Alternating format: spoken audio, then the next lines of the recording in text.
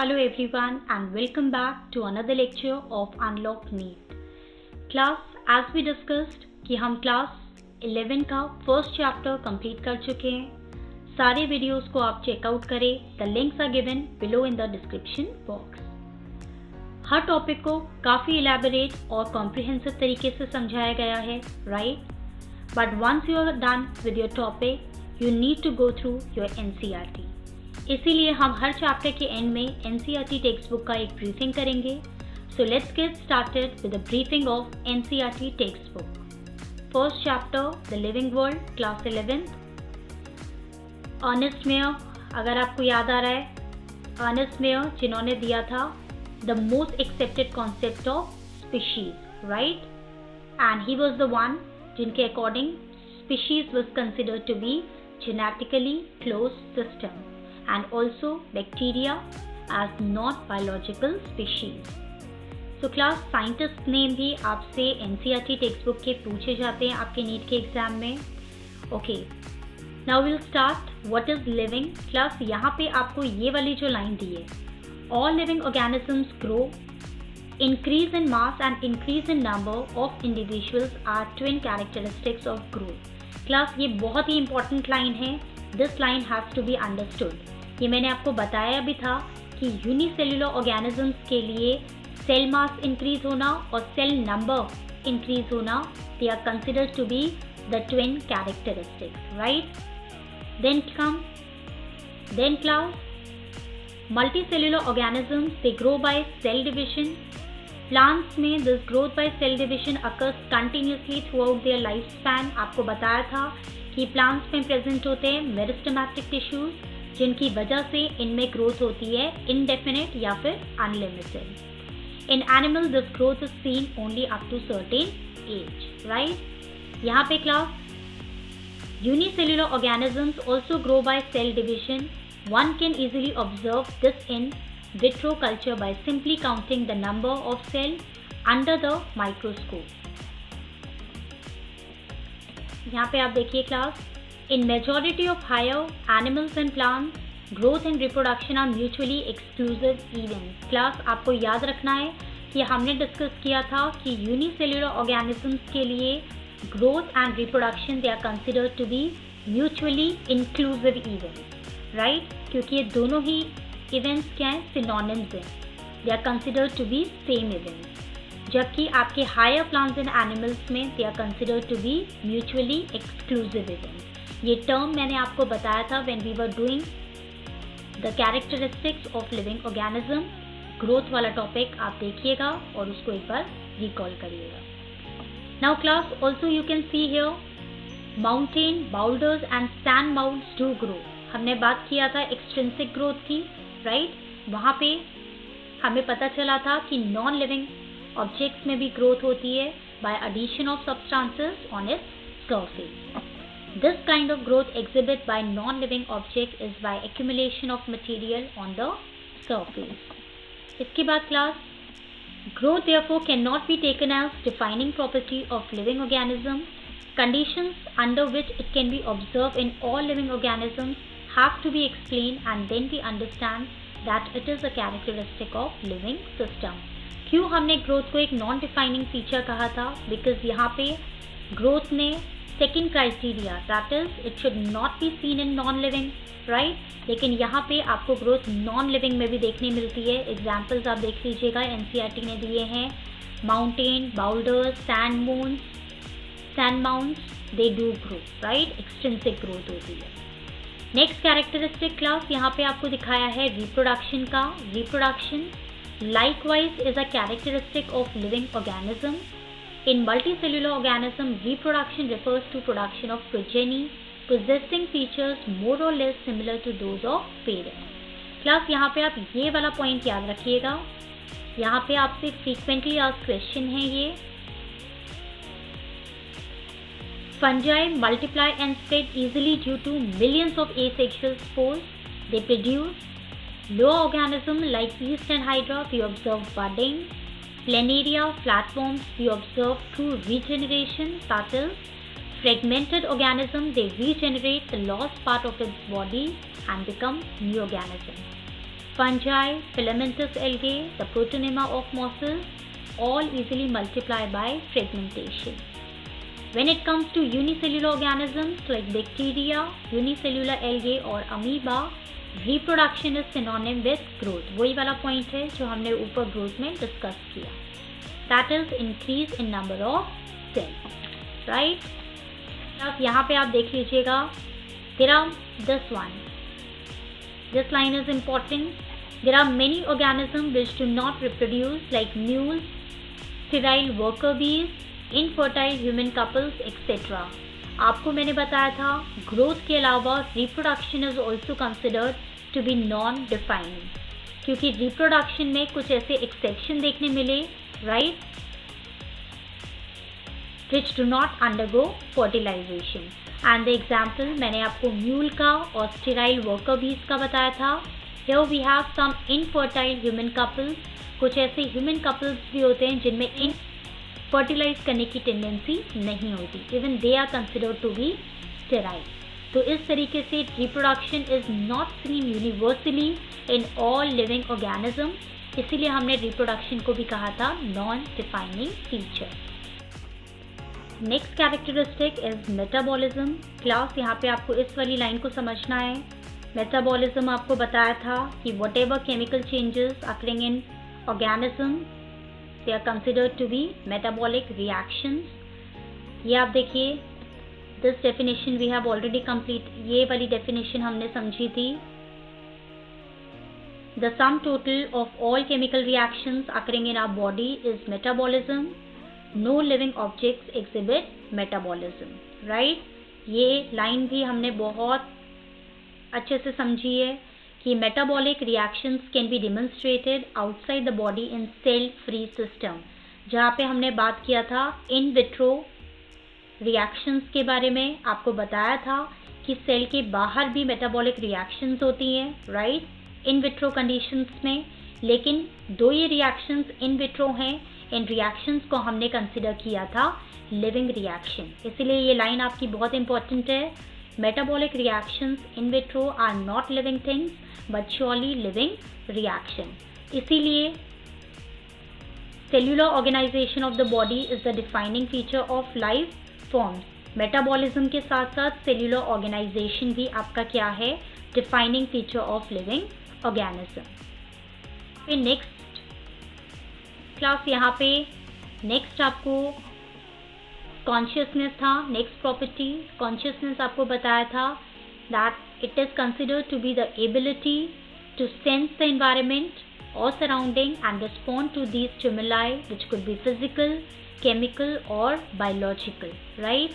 ये सारी फैक्टर्स हमने डिस्कस किए थे डिटेल में. इसके अलावा यहाँ पे आप देखेंगे, आप यहाँ पे आपको सारी चीज़ें बताई हैं. Plant respond to external factors like light, water, temperature and other organisms, pollutants, etc. All organisms from prokaryotes to most complex eukaryotes, they can sense and respond to environmental cues. Photo period affect reproduction in seasonal breeders, right? वो एक particular season का wait करते हैं when they have to undergo breeding. उनका breeding season भी अलग होता है.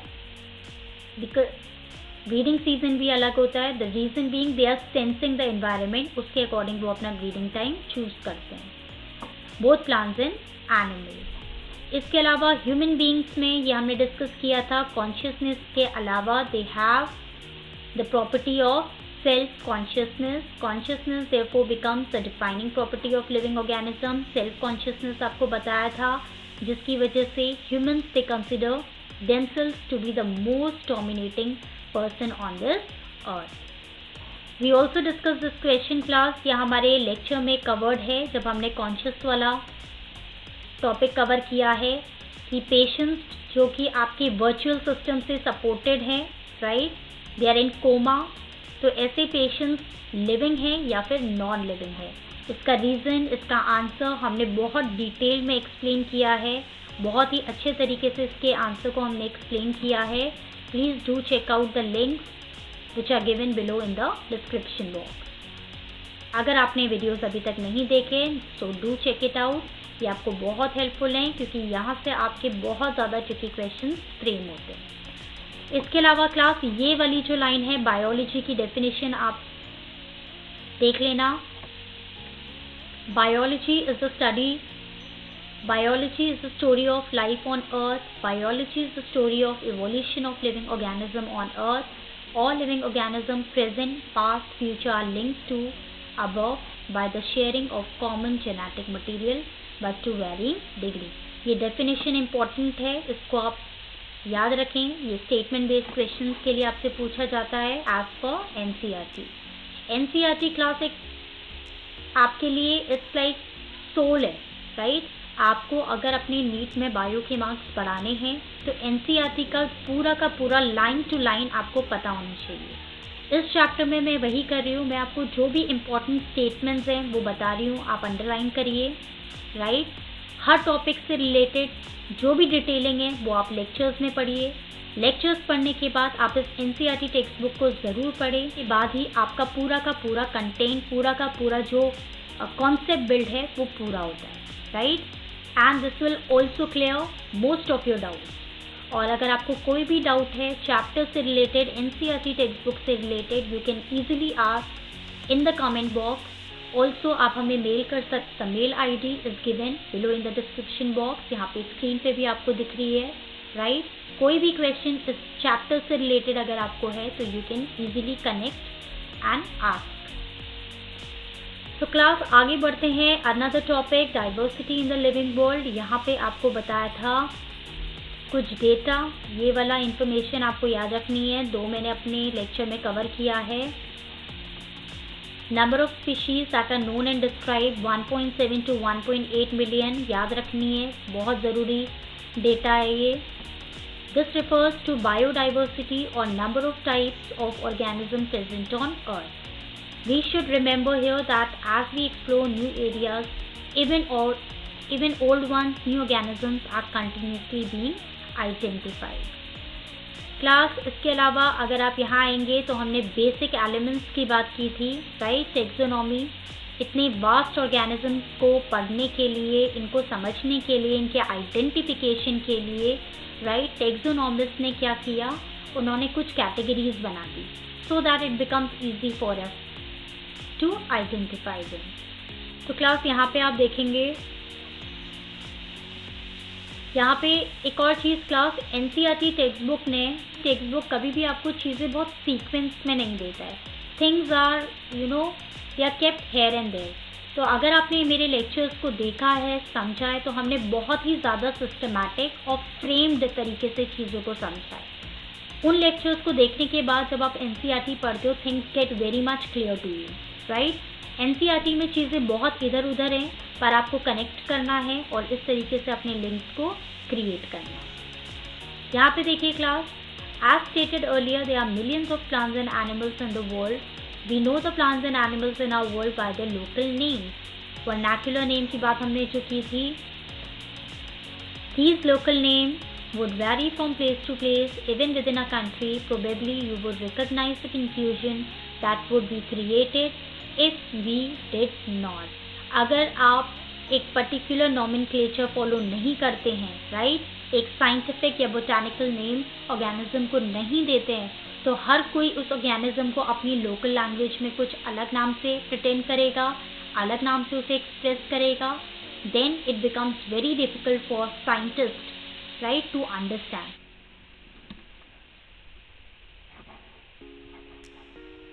Class, here you can see that there is a need to standardize the naming of living organism such that particular organism is known by the same name all over the country. इसीलिए concept आया nomenclature का, right? Obviously nomenclature or naming is only possible when the organism is described correctly and to what organism the name is attached to. This is identification. हमने समझा था, basic elements taxonomy के पढ़े थे, right? हमने taxonomy के 4 basic elements पढ़े थे। क्या थे वो? Characterization, identification, nomenclature and classification. Again class, यहाँ पे चीज़ें थोड़ी आगे पीछे की है, लेकिन again आपको statements के बेसिस में अगर पढ़ना है तो आपको इसको इसी सीक्वेंस में पढ़ना है, बट अपने लिंक्स और अपनी समझ को बनाने के लिए you have to first go through the lectures and then you have to jump into your NCERT textbook. तभी आपका जितना भी जो डाउट्स है वो सब एकदम क्लियर हो जाएगा।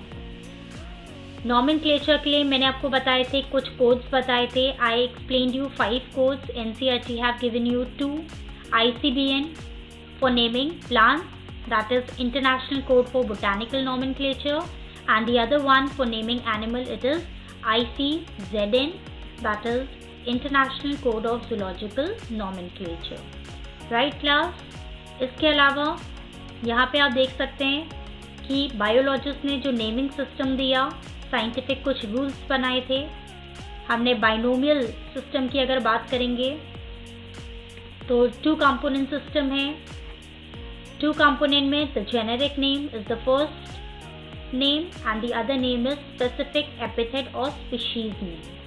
This system of providing names will have 2 components, that is binomial nomenclature, and this naming system was given by Carlos Linnaeus, being practiced by biologists all over the world. This naming system used a 2-word format was found convenient. Examples हमने class यहाँ पे discuss किए थे। That day when we discuss NCERT का ये पूरा part मैंने अपने लेक्चर में कवर किया है। अगर आपने ये नहीं देखा है so do check out the links given below in the description box. ये पूरा पार्ट हमने बहुत अच्छे से कॉम्प्रिहेंसिव तरीके से समझा है।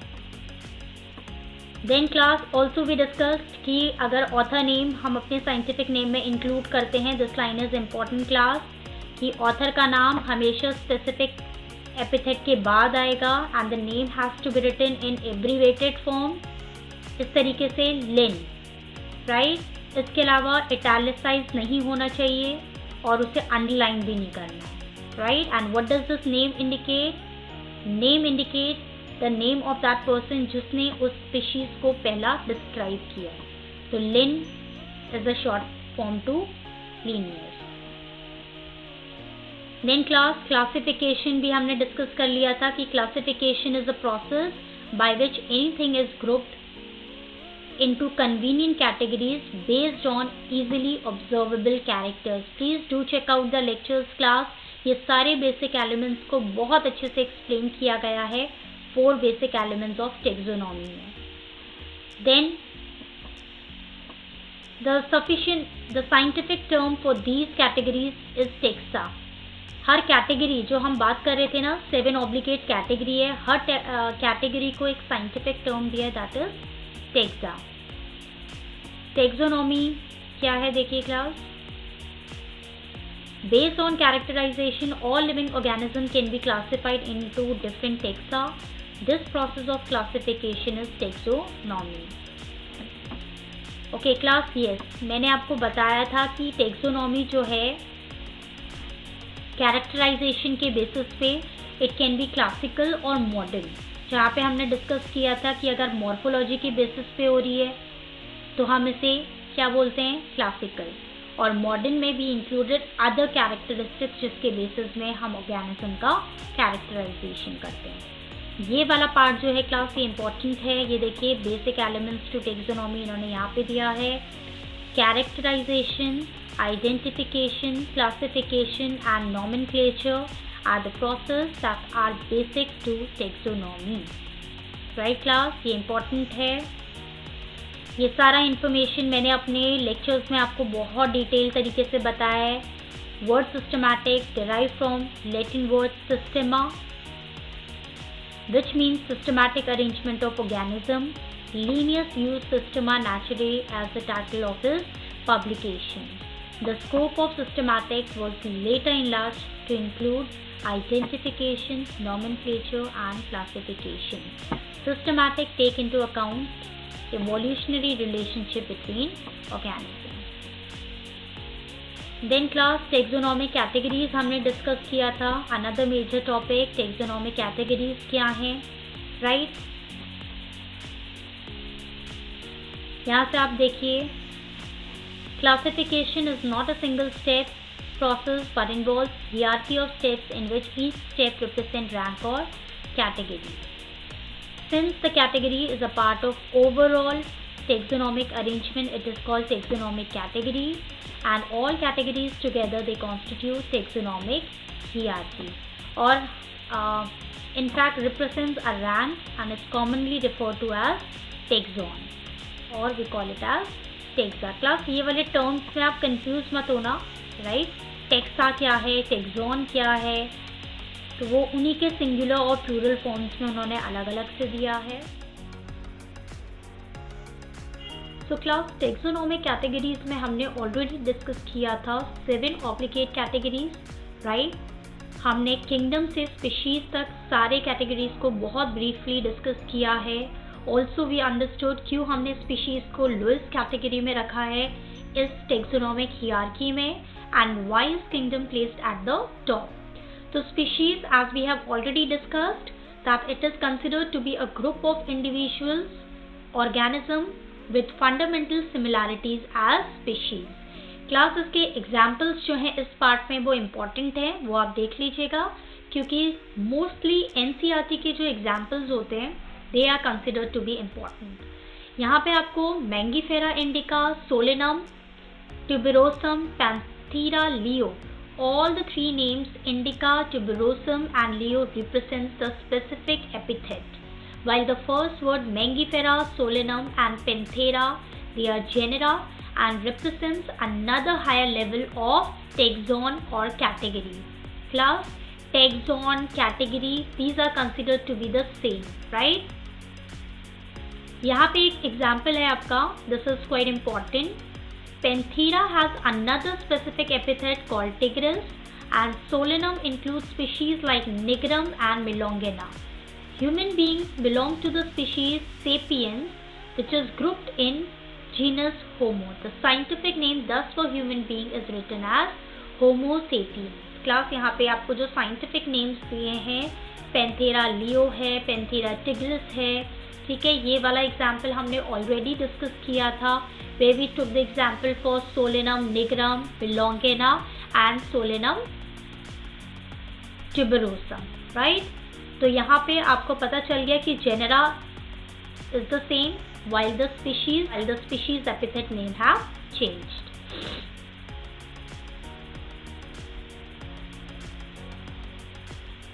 नेक्स्ट है क्लास जीनस. जीनस में आप ये एग्जाम्पल देख लीजिएगा, सारे ही कैटेगरीज में examples are quite important, right? ये वाला एग्जाम्पल हमने ऑलरेडी डिस्कस किया है, यहाँ पे आप ये वाला चेक करना. लायन का पेंथेरा लियो, लेपर्ड का है पेंथेरा पार्डस एंड टाइगर का है Panthera tigris. With several common features are all species of genus Panthera. This genus differs from another genus Felis which includes cat. तो यहाँ पे कैट का जीनस इंक्लूड किया है Felis, and for lion, leopard and tiger the genus remains the same, that is Panthera, right? Species name तीनों में अलग अलग है.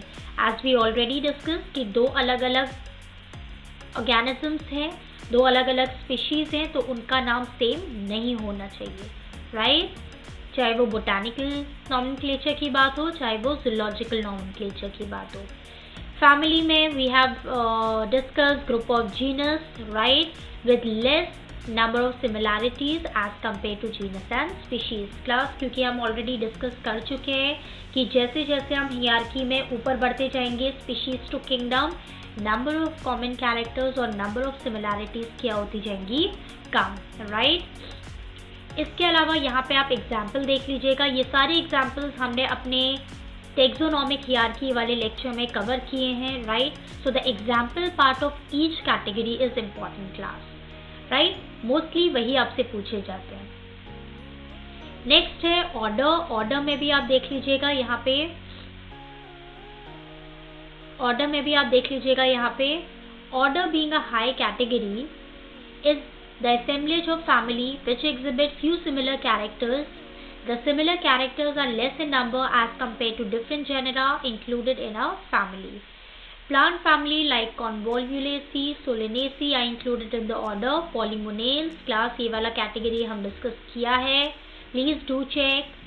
Animal order Carnivora includes the family Felidae and Cancidae. Next है class. is category that includes related order. Think monkey, gorilla and gibbon. They are placed in the same class, Mammalia, along with order Carnivora, which includes animal like tiger, cat, dog. Class Mammalia has other orders also. Phylum class, as I discussed कि phylum जब हम animal का classification कर रहे हैं we use phylum, और अगर plant की बात हो रही है then we use division. यहाँ पे आपको ये पूरी hierarchy दिखाया है. Here it is written taxonomic category showing hierarchical arrangement in ascending order, क्योंकि ये lowest category है and it is moving towards highest category. This is the smallest member of hierarchy and this is the highest or the biggest member of the family, क्योंकि number of individual इस category में सबसे maximum है, while it is least in case of species.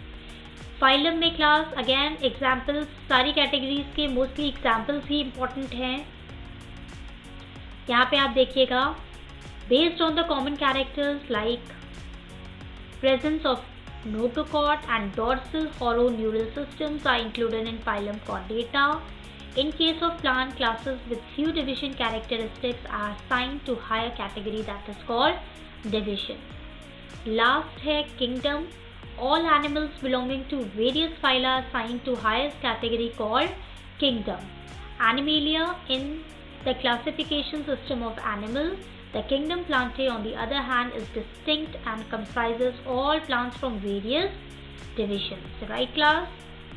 So यहाँ पे ये वाला जो फिगर 1.1 है ये ascending order में arranged है. अगर आपसे यही hierarchy descending में पूछे तो the arrows will invert, right? वो kingdom to species हो जाएगा, right? और इस hierarchy को इस order में ही याद करने के लिए हमने एक trick का भी use किया था. अगर आपने वो वीडियो नहीं देखा है class, please go and check out that. Help करेगा to recall the entire hierarchy in the same manner. Right? This table also we already discussed in our lecture कि आपको ये वाले examples तो अच्छे से याद करने ही करने हैं, right? इनका vernacular name, इनका biological name, which genus, family, order, class they belong to, और अगर animal है तो phylum क्या है, और अगर plants है तो which division they belongs to. Last class हम पहुँचे हैं आपके टेक्सोनोमिक एड्स में. आपको बताया गया कि इतनी diverse group of plants and animals को स्टडी करना साइंटिस्ट के लिए, टेक्सोनोमिस्ट के लिए इम्पॉसिबल है, राइट? टेक्सोनोमिक एड्स कुछ ऐसे रिसोर्सेज बनाए which helped us in various identification and classification of organism. Already हमने डिस्कस कर लिया है यहाँ पे हर्बेरियम. आपको मैंने बताया herbarium is a storehouse of collected plant specimens that are dried, pressed and preserved on sheet. याद रखना herbarium sheet का standard size हमने क्या discuss किया था. Do check out the last video where we have also discussed the various steps that are followed for herbarium. इसके बाद आप यहाँ देखिए sheets once they are framed अच्छे से बन गई हैं, उसकी labeling हो चुकी है, mounting हो चुकी है. They are deposited according to universally accepted system of classification, और वो classification किसका था? Bentham and Hooker का, right class? Herbarium sheet में ये वाला जो part है is quite important. आपसे पूछा जाता है what all information herbarium में mention रहती है, तो do remember that it includes the labeling as date and place of collection, English, local, botanical name, the family, the collector's name, etc. And herbarial also serve as quick referral system in taxonomical studies. Right class? यहाँ पे आपको नज़र आ रहा है कि deposition वाला step इन्होंने दिखाया है, जहाँ पे सारी sheets को बहुत ही systematic तरीके से arranged किया है, right? By following the most accepted classification system, that is Bentham and Hooker. Botanical gardens class, ये पहली लाइन बहुत important है. Specialized garden having the collection of living plants for the reference, right? यहाँ पे भी आपको याद रखना है कि what all labeling botanical garden में आपको देखने मिलती है. It includes botanical or scientific name along with its family. ये दो नाम याद रखना.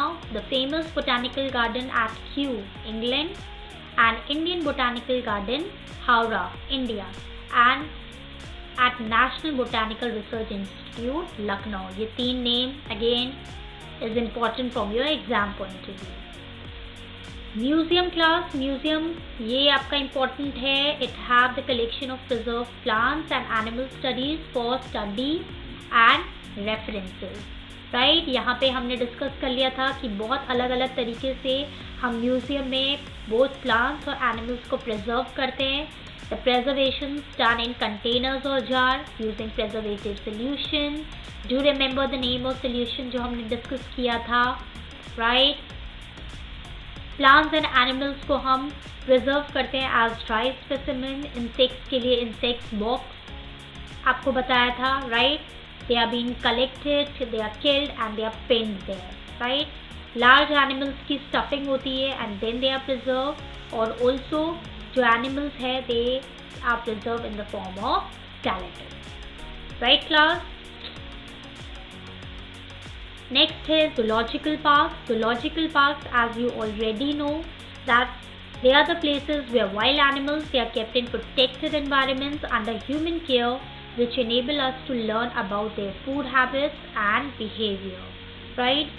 Zoological parks आपको बताया था. largest जो zoological park है that is Kruger National Park. And where is that zoological park? In South Africa.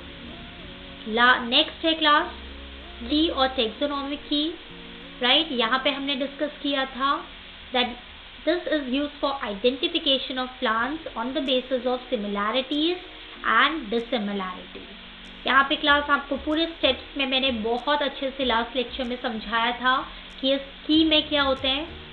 2 contrasting statements होती है जिन्हें आप कपलेट बोलते हो. राइट, हर स्टेटमेंट एक लीड होती है. वन ऑफ द लीड को हम एक्सेप्ट करते हैं while identification and one of the lead is rejected. So class यहाँ पे आप देख लीजिए, this point is important. Statement based question mostly पूछा जाता है.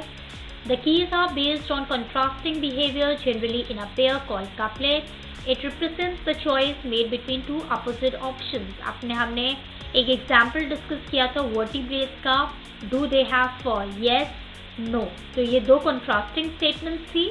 2 स्टेटमेंट्स थी तो कपलेट कंट्रास्टिंग थी क्योंकि एक तरफ येस था तो एक तरफ नो था. Right, and both the statement they represent lead.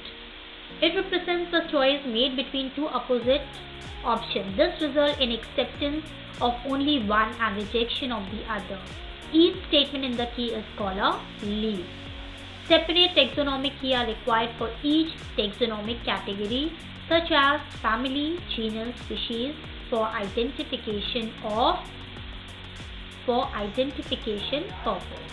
Keys are generally analytical in nature. एक statement दी है that keys are generally analytical in nature जहाँ पे आपको options दिए जाते हैं, analyze करना पड़ता है and then you need to decide that whether the organism belongs to this part or not. So basically it is analytic in nature क्योंकि analysis करते हैं characters की and then we keep our organism into that specific character or specific category. Last class flora, manuals, monograph, catalog. Again हमने discuss किया था. ये booklets होती हैं, right? इनमें respective क्या information है we have already discussed in detail in our last videos. Do check it out. They also help in correct identification. Flora contains actual account of habitat and distribution of plants of given area. They provide the index of the plant found in a particular area. Manuals are useful in providing information for identification of name of species found in an area. Monograph contain information on any one tax on. Class ये वाला जो section है आपकी NCERT textbook का generally या तो match the following form में पूछा जाता है या आपसे स्टेटमेंट्स में पूछा जाता है. इधर it is asked which among the following statements are true और which among are not true. So you need to prepare your preparations also as for NCERT. Class सारे लेक्चर्स इस चैप्टर के बहुत इलेबोरेट और कॉम्प्रिहेंसिव तरीके से हम लोगों ने समझ लिए. एनसीईआरटी में मैंने आपको बता दिया है कि क्या क्या इंपॉर्टेंट स्टेटमेंट्स हैं, किस तरीके से क्वेश्चंस पूछे जाएंगे, विच पार्ट और which section of NCERT is important. Question किस तरीके से फ्रेम होंगे, राइट? अगर आपने लेक्चर समझ लिए and then you jump into your NCERT, then you are correlating or you are making your understanding much more better, right? तो इसी तरीके से हम लोगों ने इस चैप्टर को कंप्लीट कर लिया है, कंप्लीट ब्रीफिंग भी हो चुकी है क्लास। NCERT को एक बार नहीं, 2 बार नहीं, एटलीस्ट 3 to 4 टाइम्स आप पढ़िए once the chapter gets over, क्योंकि ये आपका बेस बहुत स्ट्रॉन्ग बनाएगा, not only for your current exams but also for your future. Now we'll jump into another chapter. वो chapter क्या होगा? So class, now we have completed the entire chapter of the living word, that includes the lecture part as well as the NCERT briefing. Now class, will jump into another chapter. वो chapter क्या होगा? इसके लिए stay connected and stay tuned for our next lecture. Thank you.